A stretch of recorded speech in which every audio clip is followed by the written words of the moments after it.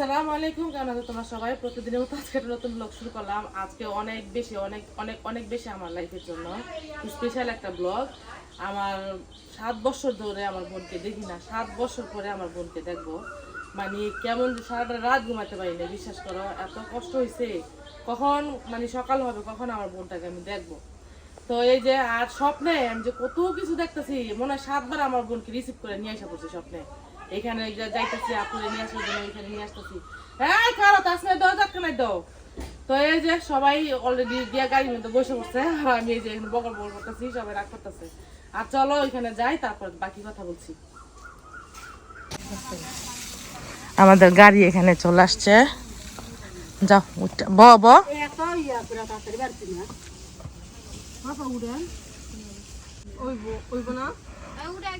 ওই বউ 4 জনের জায়গা এবার আসো। হ্যাঁ সব ভিসা দেন।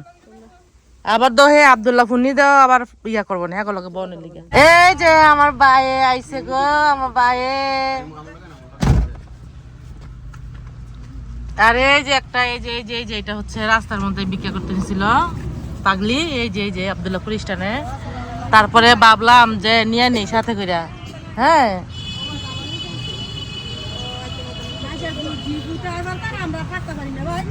এটা হচ্ছে আব্দুল্লাহপুরের স্টানে, এই যে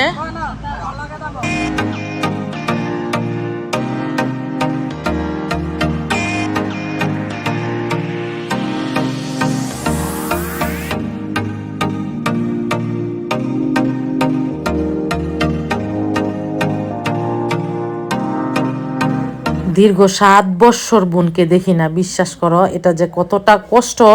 আর তোমরা জানো যে আমরা সবগুলা ভাই বোন একসাথে থাকি, অনেক মজা করি, কারণ সবার বাড়ি পাশাপাশি 5 মিনিট 2 মিনিট 10 মিনিটের রাস্তা। তার জন্য হচ্ছে সবাই দেখি, মানে বাস্তবে হচ্ছে শুধু মিজপুকে দেখি না। আর আমি দেখি না 7 বছর ধরে, আর আমার ভাই বোন সবাই 4 বছর ধরে দেখে না, আর বড়াপু 1 বছর ধরে দেখে না। বড়াপু গত বছর গিয়ে আসছে দুবাইতে, আর ওইখানে ছিল বড়াপু আর মেজু আপুর ভাইয়া ওইখানে থাকে। তো এখন কিন্তু শুধু আপু আসবে, ভাইয়া কিন্তু আসবে না। আর এই তো কতক্ষণ মানে অপেক্ষার শেষ হচ্ছে না, যে কখন দেখবো সেই বোনকে রেখে বিদেশে গেলাম। আমার বাসায় আসছিল তখন, রসুলপুরে আমার বাসা ছিল, যেখানে বর্তমানে দেখো আমার বাসাটা এটার আশেপাশে ছিল আগের বাসাটা। আমরা যখন সৌদি আরবে যাই, তখন আমি যখন সৌদি আরবে যাচ্ছিলাম তখন সবাই আমার বাসা আসছিল, আমার ভাই বোন আত্মীয় স্বজন অনেক মানুষ আসছিল আমি যখন গেছি। তো এই যে এখন বোনকে রেখে যে সৌদি আরবে গেলাম, আর এসে আর বোনকে পাইলাম না। মানে এটার মতো কষ্ট পৃথিবীতে আর কিছুই হতে পারে না। কি বলবো তোমাদের, মানে এখন এই যে ভয়েস ওভার দিচ্ছিলাম, আমার মনে হয় কান্না চলে আসছিল। তো এখানে এটা হচ্ছে মহাখালীর আশেপাশে মনে চলে আসছি। আর চলো যাই, আর এয়ারপোর্টে যাবো। এয়ারপোর্টটা দেখলেই শান্তি, মানে আবার সেই এই যে এয়ারপোর্টের কাছাকাছি চলে আসছি। আবার কবে তোমাদের ভাইয়াকে রিসিভ করতে আসবো, ছেলেকে বলতেছি, তামজিৎকে বলতেছি যে তাড়াতাড়ি বাংলাদেশে চলে আসো। ইনশাল্লাহ ছেলেটাও আসার সম্ভাবনা আছে, ছেলেকে বিয়ে করাবো। বিয়ে করার মেয়ে দেখতেছি অলরেডি, মেয়ে কয়েকটা দেখলাম, তোমাদের সাথে কিছুই শেয়ার করা হয় নাই, কারণ আমি তো ঠিকমতো ব্লগ করি না। আর আসলে এটা একটা মানে কি একটা যে খারাপ নেশা। ও মন চায় করি, মন চায় না চায়, আবার দেখা যায় যে শুধু শুধু গেপ দিই, অনেক দিন চলে যায়। কখন যে আমার 1 মাস 1.5 মাস চলে যায় আমি নিজেও জানি না। তো তখন যদি ইউটিউবে ঢুকে দেখি আল্লাহ আমি 1 মাস ধরে ভিডিও দিই না, আর বলি যে কন্টিনিউ দিব, প্রতিদিন দিব, এরকম করতে করতে আসলে দেওয়া হয় না। আর এই যে তোমাদের সাথে কথা বলতে এয়ারপোর্টে চলে আসছি, অনেক আবেগের জায়গা, অনেক ভালোবাসার জায়গা। যখন সৌদি আরবে ছিলাম তখন প্রচুর মিস করতাম, অনেক মিস করতাম এই সৌদি আরবটাকে। তো এই যে এখানে আসলেই মনে হয় যে সৌদি আরবে থাকতে, যে কখন আমি যাব বাংলাদেশে, কখন গিয়ে আমি এয়ারপোর্ট দেখব। এটা শুধু আমার জন্য না, প্রত্যেকটা প্রবাসীর জন্য এই সমস্যাটা হয়। বিশেষ করে যারা অনেক দিন থাকে, কয়েক বছর থাকে, তখন অনেক অতিরিক্ত বেশি দেশের প্রতি ভালোবাসা চলে আসে। আর এয়ারপোর্ট তো অবশ্যই সেখানে থাকে। আমি জব লেন করবো হচ্ছে 7টার দিকে, আর আমরা 7টা বাজেই চলে আসছি। এটা একটা ভুল হয়েছে, কারণ এখান থেকে এয়ারপোর্ট থেকে বের হইতে ফুল প্রসেসিংয়ে 1 থেকে 1.5 ঘন্টা সময় লাগে, আর কখনো কখনো 2 ঘন্টা লেগে যায়, কারণ যে সুটকেসগুলা বা কার্টুনগুলো হচ্ছে ঠিকমতো রিসিভ করা যায় না, মানে পাওয়া যায় না, অনেক সময় দ্রুত পাওয়া যায়, অনেক সময় লেট হয়। তো এখানে দাঁড়িয়ে দাঁড়িয়ে দেখছিলাম যে কত মানুষ আসছে চোখের পলকের মধ্যে। দেখো অনেক মানুষ আসছে, শুধু আমাদের চোখ ছিল এই টার্মিনালের সামনের গেটটাই, যে গেট দিয়ে মানুষ বের হচ্ছে, কিন্তু আমার বোন তো আসে না। অনেকক্ষণ অপেক্ষা করছিলাম, আপু ভিতর থেকে কলও দিচ্ছিল না। আর এই যে বড় আপু গিয়ে এখানে সিকিউরিটি গার্ডের সাথে কথা বলছিল যে এই নামের কি কোনো লোক, মানে বুঝতে পারো যে আমাদের যতটুকু এখানে অপেক্ষা করার কথা তার থেকে অনেক বেশি অপেক্ষা করছি, মানে এতটুকু অপেক্ষা করার কথা ছিল না। 7টা বাজে আপু আসার কথা, হাইস্ট 1 ঘন্টা লাগবে, কিন্তু এখন প্রায় 9টা বেজে আসতেছে বা বেশি, কিন্তু আপু আসার খবর নাই। বাচ্চাগুলো এখানে ক্ষুধার্ত, সকাল থেকে কিছুই খায় নাই। তো ভাবলাম যে চলো তাহলে এখানে একটু অপেক্ষা করছি, দেখি যে আসার কোনো খবর নাই, যেহেতু ফোনও দেন। আর যেটা হচ্ছে তাসিনের আম্মু কিন্তু বাংলাদেশে আসতেছে, তোমাদের সাথে তাসিনকে অনেক শেয়ার করছি তোমাদের সাথে। তো তাসিনেও অপেক্ষা করছিল অনেক। মেজ আপু আমাদের সাথে যোগাযোগ করে নাই, মানে বের হয়ে এখনো যোগাযোগ করতে পারে নাই। তো বুঝতে পারতেছি না যে মানে যদি যোগাযোগ করতে পারতো তাহলে আমাদের একটা নির্দিষ্ট একটা জায়গায় দাঁড়া থাকতে পারতাম। এখন আমরা আছি হচ্ছে এই যে টার্মিনাল 1-এ, এই যে তো টার্মিনাল 1-এ এখন আছি। আর 2টা থাকে টার্মিনাল 2। এখন এই যে কিছু লোক হচ্ছে ওইখানে চলে যাচ্ছে, ওনার লেন করার কথা ছিল 7টার দিকে, হ্যাঁ 7টা বাজে লেন করার কথা ছিল, এখন বাজে মনে হয় 8টা। তো তো এই যে আমি কি করি, মানে আইসাই আগে এয়ারপোর্টে পৌঁছে আগে কল দিই সবাই, যে জানাই যে আমি আসছি। এখন আমার বিটকেসগুলো বা আমার জিনিসগুলো রিসিভ করতে যতক্ষণ লাগে, তা আপু কিন্তু এখন ফোন দেয় নাই, তার জন্য আমাদের একটা টেনশন, আসলে কোথায় আসলো কি লেনদেন এটা আসলে বুঝতে পারতেছি না। আমাদের এই যে বাচ্চারা, হ্যাঁ 4 জনে মিলা গেছে ওই যে সামনে একটু হাঁটতে, আর মিনাই গিয়া দফাস করে দূরে নিয়ে এসে পড়লো। হ্যাঁ বাচ্চাগুলো গিয়েও শান্তি পাইলো না, এই যে ওই যে মিনাই গিয়ে দূরে নিয়ে পড়লো। হা হা হা হা। তোমরা কি চান্স পাও নাই হাঁটার জন্য না? কি হয়েছে তোমাদের? হ্যাঁ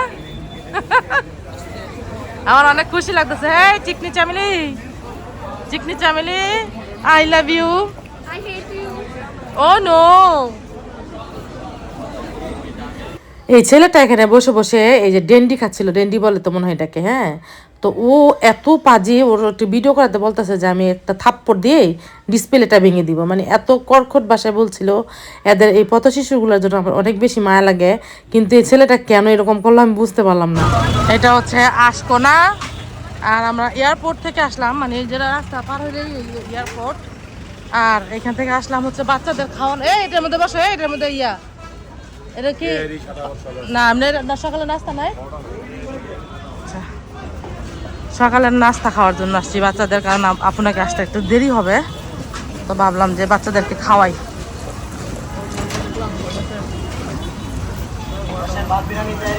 এই জায়গাটার মধ্যে যে কত স্মৃতি, কত যে এই রাস্তাটা দিয়ে আসা যাওয়া করছি দক্ষিণখানে থাকতে, এখান থেকে দক্ষিণখানের জার্নিটা বেশি সুন্দর। আর ওইখানে কষাই বাড়ি দিয়ে যাওয়াটা অনেক ঝামেলা, আর এখান থেকে হচ্ছে স্ট্যান্ডটা অনেক কাছে, গাড়িতে রিক্সায় ওঠার যে স্ট্যান্ডটা, তো এখান দিয়ে বেশি যাতায়াত করছে।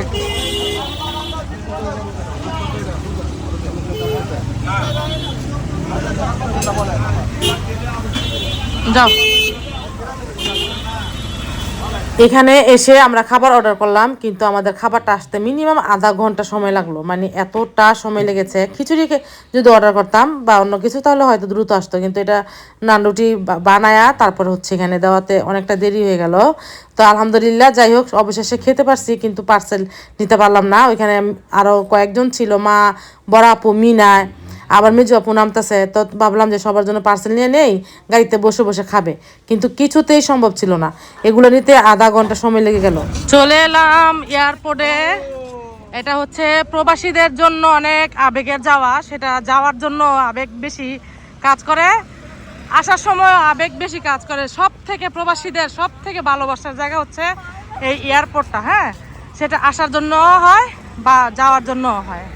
তো আমরা এরকম আসার জন্য অনেক অস্থির ছিলাম, এই এয়ারপোর্টের কোনো ভিডিও দেখলে, হ্যাঁ বা কোনো ছবি দেখলে সেই মনোযোগ দিয়ে দেখতাম সৌদি আরবে থাকতে। তারপরে আবার বাংলাদেশে আসার সময় কখন এয়ারপোর্টটা দেখব, কখন এয়ারপোর্টে যাব, এটা সবার ক্ষেত্রেই হয়। তো এই যে সেই এয়ারপোর্টে কত মানুষের চোখের পানি ঝরছে। কত মানুষের আনন্দ হচ্ছে এই এয়ারপোর্টে আর কি। আসার সময় আনন্দ হয়, যাওয়ার সময় চোখের পানি ঝরে আর কি। এই সেই বিখ্যাত এয়ারপোর্ট। এগুলো হচ্ছে আমাদের দর্শক। পেছনে নাস্তা করে আসলাম আর এখন এই যে মায়ের জন্য একটু পার্সেল নিয়ে নিলাম। এমন একটা অবস্থা, একটা দিয়ে পলিথিনে ধরছি, আরেকটা নাই। এমন একটা রেস্টুরেন্টে গেছি খাওয়ার জন্য ভাই, খাওয়ার সেই লেভেলের সিরিয়াল। আর বলছিলাম যে পার্সেল বেশি করে নিয়ে আসার জন্য, ওই পার্সেল পাই নাই নিয়ে আসার জন্য। তো একটু নিয়ে আসছি, আমার মার হইলে চলে, আমার পৃথিবী একদিকে আমার মা একদিকে, মায়ের জন্য নিয়ে আসছি। হ্যাঁ, বড় আপু খেতে পারবে? এতগুলা টাকা খরচ করে তোমাদেরকে খাওয়াই নিয়ে আসলাম, তাও তোমরা হাঁটতে পারো না।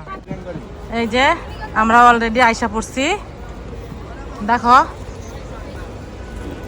3.5 ঘন্টা অপেক্ষার পরে অবশেষে মির্জাপুর দেখা পেলাম।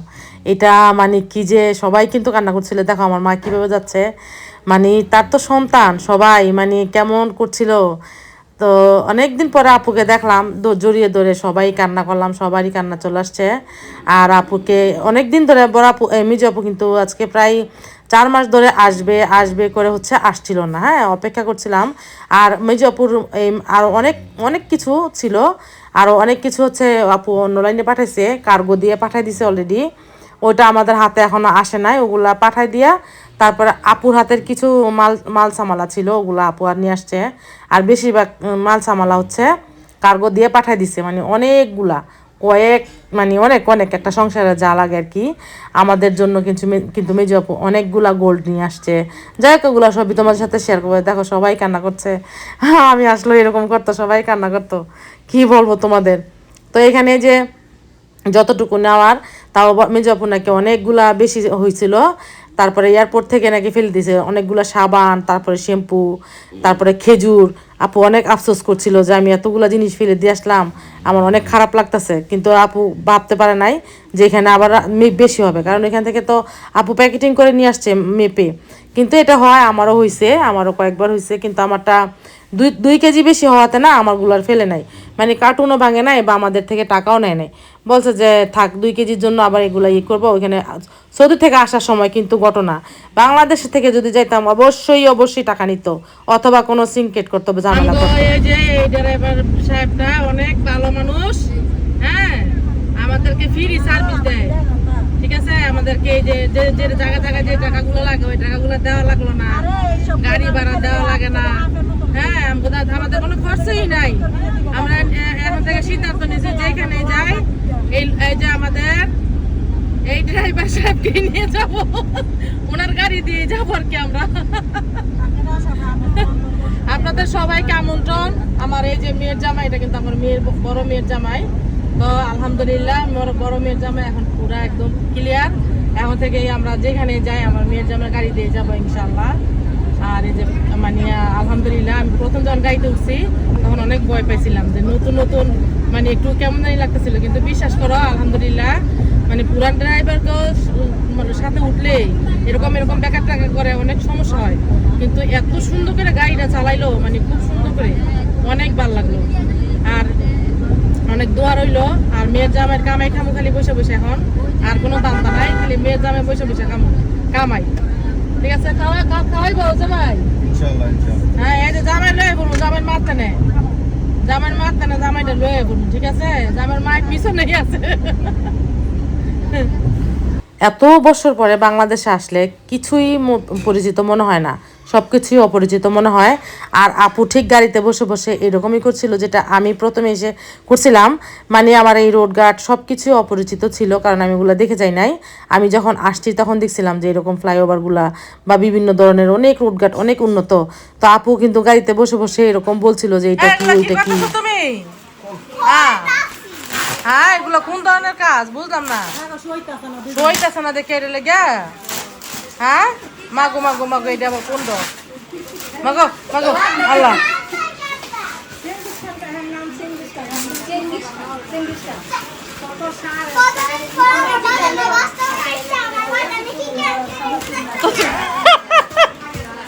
কি কইলা, কি কতদিন পরে?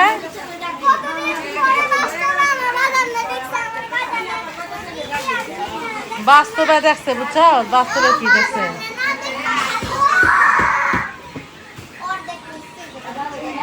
ও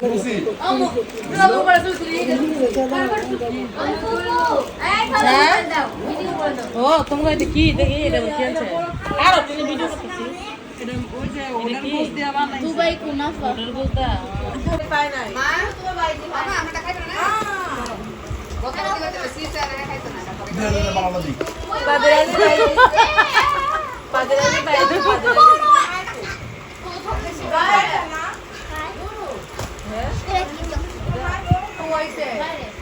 মির্জাপুর কিন্তু বেশিরভাগ হচ্ছে এই চকলেট নিয়ে আসছে, অনেকগুলো চকলেট নিয়ে আসছে। আর দেখো এখানে অনেকগুলো চেন নিয়ে আসছে। তো এগুলো হচ্ছে আমাদের বাচ্চাদের জন্য নিয়ে আসছে, সব বাচ্চাদের জন্য গিফট করার জন্য নিয়ে আসছে। শুধু নজরুলের বউর জন্য একটা মানে চেইনও দিছে, কানের দুলও দিছে আর কি, মানে একটা সেট নিয়ে আসছে। আর আমাদের বাচ্চাদের সবার জন্য একটা করে চেন নিয়ে আসছে। আর যখন আমার বাচ্চারা হয়েছে, বাচ্চাদের হওয়ার সময় বরাপু কিন্তু সবাইকে চেন দিছে, মানে এরকম স্বর্ণের চেন সব বাচ্চাদের দিছে, শুধু আমি দেই নাই, আমি কাউকে তেমন গোল্ড দেই নাই। তবে হ্যাঁ ইনশাআল্লাহ সামনে দিব, সবাই দিচ্ছে যেহেতু আমাকেও তো দিতে হবে বলো তো। আর এখানে দেখো এতগুলা অনেকগুলা, কিন্তু এখানে সবগুলো হচ্ছে একদম কি অবস্থা, মানে এগুলা পেঁয়াজ লেগে একদম সমস্যা হয়ে গেছে, এগুলা খুলতে কিন্তু খুব কষ্ট হচ্ছিল। আর একটা করে খুলছিল, আর একটা করে হচ্ছে মেজো আপু সবাইকে দিয়ে দিচ্ছিল। তাই এখানে কিন্তু দুইটা আমার, একটা আমার মেয়ের জন্য নিয়ে আসছে। কি একটা পাট, মানে এইটা একটা পাট, হ্যাঁ এইটা একটা পাট লইছে, গামছা পিন্দা ইয়া পিনছে, কি মুখোশ পিনছে। তো এই যে এখন বাজে 2টা 29। হ্যাঁ কিরা আমার লেসু আনলি না নজরুল? আরে 10 কেজি আমার চাইছো লেসু লইয়া বান করে দেখো না, আমাদের জন্য কইছে 10 কেজি আমার 400 লেসু আন না খাওয়াইতে। এই যে আম কারলের দিনও বইনের আইসে, বইনকে খাওয়ান লাগে না, এটি কুণ্ড আর কারল আছে গাছের মধ্যে, এটা সার দিতে পারি। কিন্তু লেসু তাড়াতাড়ি লেসু লয়ে তা আধা ঘন্টা ধরে কইতেছে, 1 ঘন্টা ধরে তোমার দেখাইতা। ও ভিডিওর মধ্যে কইতাম না, আচ্ছা ঠিক আছে। তো শোনো, ভিডিওর মধ্যে কিন্তু কইতাম না, তোমার দেখানোর কথা কইছো না, ভিডিও অফ করা, ঠিক আছে? আচ্ছা ভিডিও কোন সময় তো শুরু করবো? হবাই শুরু করে দিমু। তুমি কি কোনো ডং মং করবা? এমনি শুধু নর্মাল দেখামু, ব্লগ করবো না? হ্যাঁ দেখি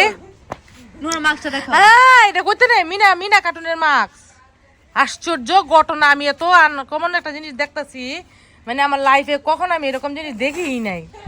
এটা কিভাবে সম্ভব? আচ্ছা এত কথা হ্যাঁ এখন শোনো, আমার কিন্তু ব্লগ শুরু করে দিছি বুঝছো? হ্যাঁ দাঁত ও ও আচ্ছা। তো গাইস দেখো, এই যে নুয়া নাফিয়া, তুমি কি কোনো ডং করতে না? হ্যাঁ ঠাটা পড়তেছে, বাতাস পড়তেছে, তারপরে আর কি, হ্যাঁ এটা মিনি বালতি, এটা তো আমাদের থেকে নিয়ে আসছে বালতিটা, আমাদের সাথে পরিচয় করে দিচ্ছ। এটার নাম হলো মিনা। আর তুমি কি, এটা কি ডগ, এটা কি এই সিস্টেমে পরে থাকতে হয় সারাক্ষণ? খালি গোসলের সময় খুলে রাখবা আর খাওয়ানোর সময় কথা বলা যাবে না? তুমি কি কর? এই যে খালি পেঁপে গাছ আর পেঁপে গাছ। তা আমাদের সবার জন্য রান্না করে ফেলছে। এবার ভেন্ডি গাছ লাগাই নাই। কোথায় কোথায় আমাদের রান্না বান্না শেষ। এই যে লার্কির চুলা রান্না, দেখো কি সুন্দর বড় পাতিলের মাংস, কারণ বাসায় সবাই আসতেছে, আমার বোনেরা আসতেছে না, সরি সবাই আসা পড়ছে অলরেডি। আর এই যে একটা মাংস খাবো, এদিকে হাড্ডি ওলালো, এই যে একটা মাংস খাই। ই গরম বাবা। কুরবানির মাংস যেভাবে রান্না করুক না কেন, এটার যে একটা গ্রান, মানে পুরোটা বাড়ি এটার গ্রানে মোমো করছে, মানে পুরোটা বাড়ি।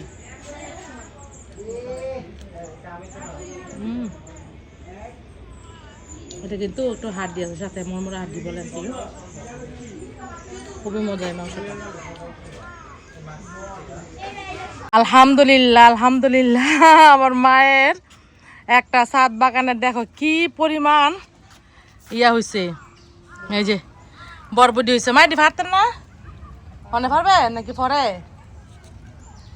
এই যে কি পরিমাণ ছাদ বাগানে বরবটি হয়েছে এত বড় বড় মা ও অনেক বড় উজু উজু যে এদিক দিয়ে অনেক বেশি এই যে এই যে এই যে দেখো মাশাআল্লাহ অনেকগুলো হয়েছে অনেক মা পারতেন না আমি ফেলে দেবো আচ্ছা অনেক হয়েছে অনেক অনেক এই যে দেখো মাশাআল্লাহ পুরাটা ইয়া বড়া মানে জাংলা পুরা বড়া বুঝু যে দেখো এই যে একদম আর ওদিক দিয়ে দেখি দুন্দুল খাইছে অবশ্য তাদের থেকে অনেকগুলা দুন্দুল খাওয়া হয়েছে এই যে দেখো অনেক হইতেছে ওই যে মানে এইগুলা যে পুরা খালি বিচি আর বিচি সরি ফুল আর ফুল এত ফুল ওই যে একটা দুন্দুল কতগুলো দুন্দুল গাছটা মরছে কেমনে ওই যে দুন্দুল গাছটা এই অবস্থা এই যে মারা গেছে আর আমাদের বাড়িতে এই যে এই লতটা হইয়া এই যে লতটা আমাদের প্রত্যেকটা গাছ নষ্ট করছে লত দিয়ে বইরা গেছে পুরাটা গাছ দেখো লত আর লত এইটা একদম খারাপ একটা জিনিস আর এই যে বৃষ্টি পড়তেছে গাছের কাঁঠালের কি অবস্থা দেখি এই যে গাছের কাঁঠাল পাকছে হ্যাঁ নাই বললো যে গাছের কাঁঠাল পাকছে এই যে ওই যে হ্যাঁ ওইখানে ওই যে পাইকা রয়েছে ও বললো যে ছাদের থেকে পারা যাবো পারা যাবো না তো ও এই যে পাইকা গেছে এগুলো সব কাঁঠাল মাশাআল্লাহ অনেক কাঁঠাল হয় আমাদের গাছের মধ্যে তোমাদের তো শেয়ার করি ওই যে ওইখানে অনেক হয়েছে বোঝা যাইতেছে না ওগুলো তো গোড়াগুলো শেয়ার করলাম আর এখানে কিন্তু অনেক হয়েছে দেখো ওই যে আগা পর্যন্ত অনেক কাঁঠাল হয় আলহামদুলিল্লাহ আর চলো বাসায় যে এই যে এটার মধ্যে হয়েছে এই যে হইতে জানি মাইনা লাগাইছে এত হওয়া হয়েছে পর্বটি